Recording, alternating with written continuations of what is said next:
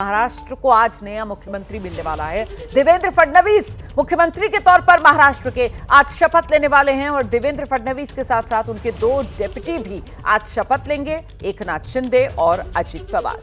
तो आज का दिन महाराष्ट्र की सियासत के लिहाज से बेहद अहम और देवेंद्र फडणवीस के सियासी करियर के लिहाज से बेहद महत्वपूर्ण। और ऐसे में आज के दिन की शुरुआत अपने घर से बाहर निकलकर सबसे पहले बप्पा का आशीर्वाद लेने के लिए सिद्धिविनायक का रुख किया है देवेंद्र फडणवीस ने। शाम में शपथ ग्रहण समारोह है और उससे पहले सिद्धिविनायक मंदिर पहुंचने वाले हैं देवेंद्र फडणवीस।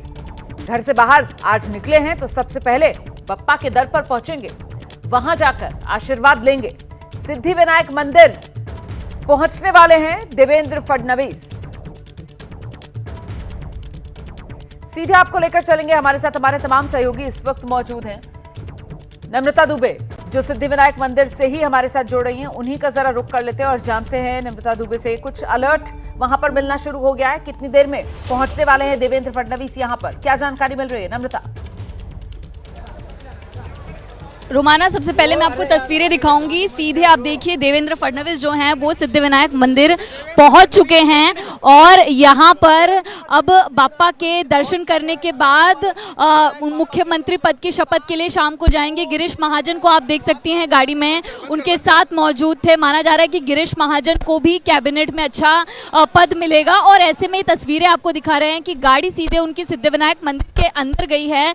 यहाँ पर गणपति बाप्पा के दर्शन करने के बाद वो सीधे शाम को शपथ लेते नजर आएंगे, लेकिन उसके पहले मुंबा देवी में भी दर्शन के लिए पहुंचेंगे, जहां मां मुंबा का आशीर्वाद लेंगे, क्योंकि श्री गणेश करना जरूरी समझा जाता है किसी शुभ काम के लिए। और फडणवीस जो हैं देवी देवताओं में काफी ज्यादा विश्वास भी करते हैं और ऐसे में अब सिद्धिविनायक मंदिर जो है देवेंद्र फडणवीस पहुंच चुके हैं। लाइव तस्वीरें हम आपको दिखा रहे हैं और उनके साथ भाजपा के और भी कई नेता जो हैं वो मौजूद हैं। गाड़ी के पास आप देख सकते हैं कि वहां पर भाजपा के नेता, तमाम पुलिस के अधिकारी आपको दिखाई देंगे। अंदर की तरफ जा रहे हैं जहां पर गणपति बाप्पा के दर्शन वो करेंगे और उसके बाद यहां से निकलेंगे मुंबा देवी मंदिर, जहां पर दर्शन वो मुंबा देवी मां के करेंगे। और ऐसे में फडणवीस जो है वो मुख्यमंत्री बनने वाले हैं, तो प्रोटोकॉल के तहत सुरक्षा बढ़ाई गई है। गेट के अंदर उनकी टीम को छोड़ा गया और ऐसे जैसे ही बाहर आएंगे उम्मीद कर रहे हैं कि फडणवीस शायद मीडिया से भी बात करें।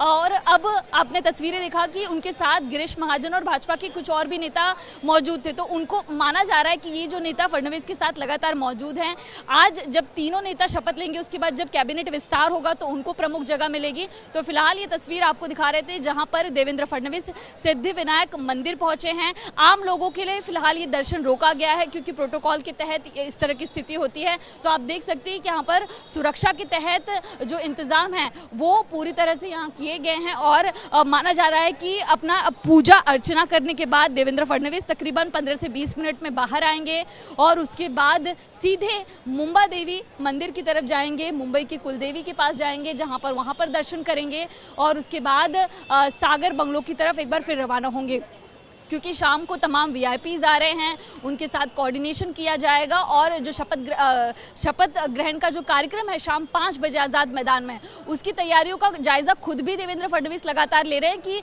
इतना बड़ा कार्यक्रम है, किसी तरह की कोई चूक ना हो। जिम्मेदारी बहुत बड़ी होती है क्योंकि कई राज्यों के मुख्यमंत्री यहाँ पर पहुँचेंगे, प्रधानमंत्री तो आ ही रहे हैं, तो तमाम स्थिति को देखते हुए फडणवीस जो हैं खुद तैयारियों का जायजा ले रहे हैं। और ये दिन की शुरुआत उन्होंने की है, सबसे पहले सागर बंगलों से निकले हैं और आए हैं सिद्धिविनायक मंदिर में, जहां गणपति बाप्पा का आशीर्वाद लेंगे, दर्शन करेंगे। उसके सीधे बाद मुंबई की कुलदेवी जो मुंबा देवी हैं उनके आशीर्वाद के लिए जाएंगे। तो तस्वीर में हमने देखा कि परिवार के लोग नजर नहीं आ रहे थे, गिरीश महाजन नजर आए, उनके साथ भाजपा के और तमाम जो नेता हैं वो यहाँ पर नजर आए। तो ये तमाम लोग जो हैं वो गर्भगृह जो है सिद्धिविनायक मंदिर का वहाँ पर पहुँच गए हैं। मैं हासिब को कहूँगी कि आपको एक बार फिर से गेट के उस तरफ की तस्वीर दिखाने की कोशिश करें जहां भाजपा के जो नेता हैं वो मौजूद है। और कुछ ही देर में तस्वीर भी हमारे पास आएगी जब देवेंद्र फडणवीस बाप्पा के दर्शन कर लौटेंगे और उम्मीद की जा रही है कि शायद वो बाहर आकर बात करें।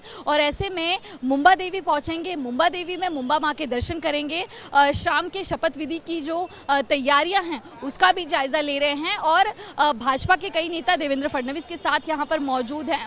उम्मीद की जा रही है कि तकरीबन 15 से 20 मिनट का वक्त और लगेगा, जिसके बाद फडणवीस बाहर आएंगे और शाम को वो वक्त होगा जब शाम 5 बजे के करीब आज 5 दिसंबर को एक बड़ी शपथ विधि महाराष्ट्र के आज़ाद मैदान में होगी, जहां पर हजारों की संख्या में जो भाजपा के कार्यकर्ता हैं, जो राष्ट्रवादी कांग्रेस पार्टी के कार्यकर्ता हैं और साथ ही जो शिवसेना एकनाथ शिंदे की पार्टी के कार्यकर्ता हैं वो जुटेंगे और उसके बाद ये पूरी जो शपथ विधि है वो यहाँ पर देखने मिलेगी।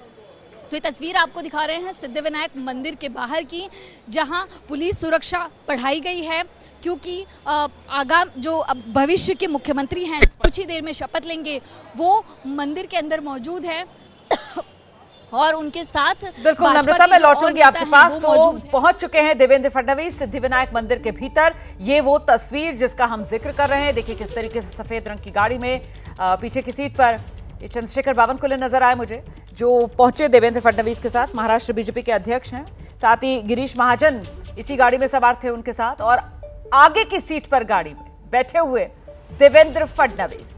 हम सीधे आपको लेकर चलेंगे, हमारे साथ हमारे सहयोगी मृत्युंजय भी इस वक्त मौजूद है। मृत्युंजय, देवेंद्र फडणवीस पहुंच गए हैं बप्पा का आशीर्वाद देने के लिए सिद्धिविनायक मंदिर, और ऐसे में सीएम, दोनों डिप्टी सीएम तो आज शपथ ले रहे हैं, लेकिन मंत्रिमंडल को लेकर अभी भी कोई सस्पेंस बाकी है? तस्वीर बिल्कुल साफ है कि नहीं बस आज सिर्फ 3 लोग ही शपथ लेंगे, क्योंकि कल वो जब प्रेस कॉन्फ्रेंस हो रही थी और उसमें एकनाथ शिंदे की तरफ से वो जो एक शगुफा मतलब बाकी छोड़ दिया गया था, उसके बाद ये सवाल लोगों के मन में है।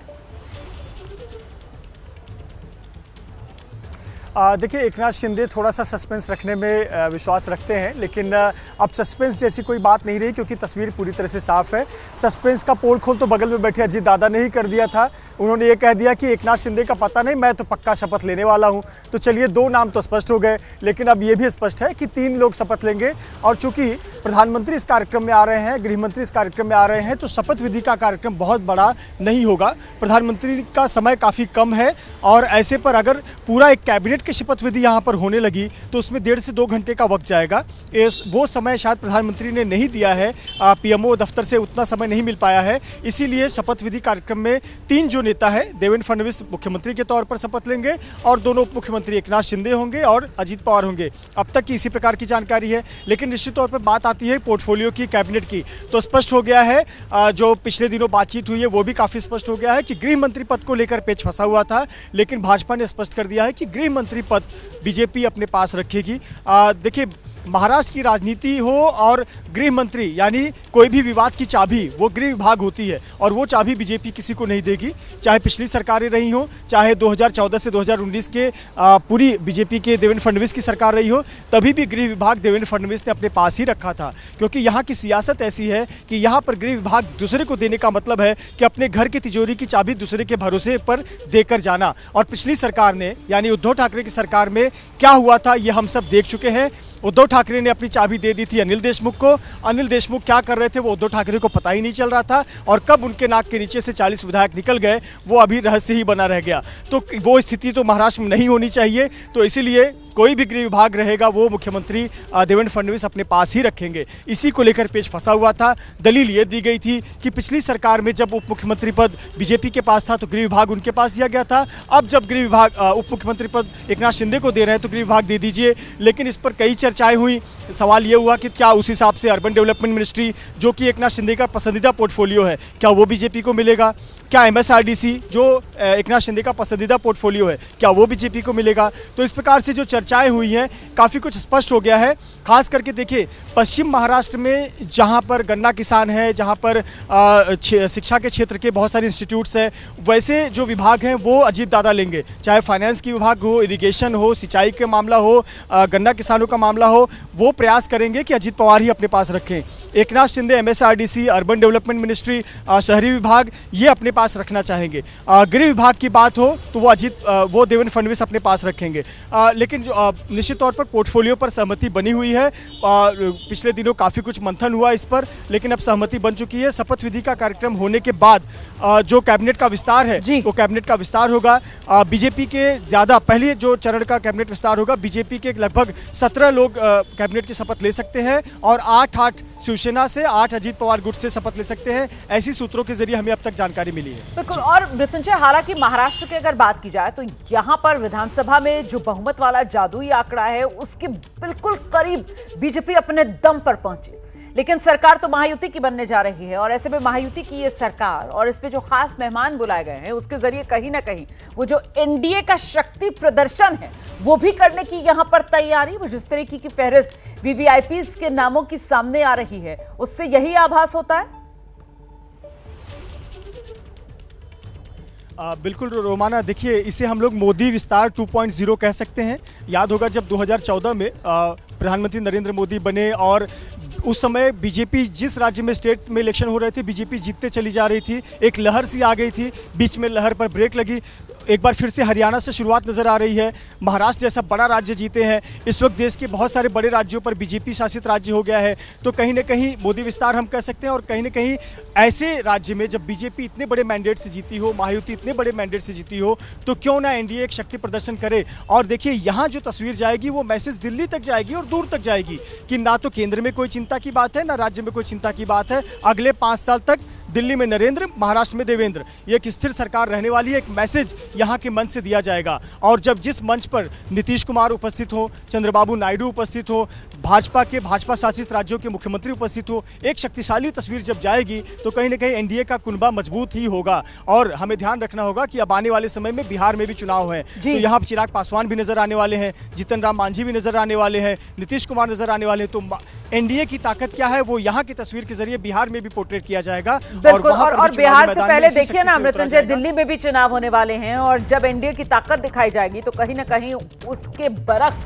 वो जो इंडिया गठबंधन की कमजोरी है वो भी तो खुलकर सामने आएगी ना। और इस बीच जिस बात का जिक्र अभी मृत्युंजय कर रहे थे, इस वक्त की बड़ी खबर है, दोहरा देती हूं। महाराष्ट्र में गृह विभाग अपने पास ही रखेगी बीजेपी। सूत्रों के हवाले से ये बड़ी खबर सामने आ रही है। अभी अभी मृत्युंजय इसी को लेकर जानकारी आप तक पहुंचा रहे थे कि आखिरकार इसके पीछे वजह क्या है। महाराष्ट्र गृह मंत्रालय मतलब अपने घर की चाबी, और वो अपने घर की चाबी बीजेपी किसी और को नहीं देना चाहेगी, इसीलिए गृह मंत्रालय बीजेपी अपने पास ही रखने वाली है। सूत्र ये जानकारी दे रहे हैं।